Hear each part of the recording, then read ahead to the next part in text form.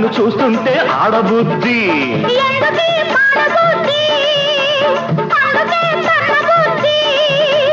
బుద్ధి మంచిదే పిల్ల వయసు చెడ్డది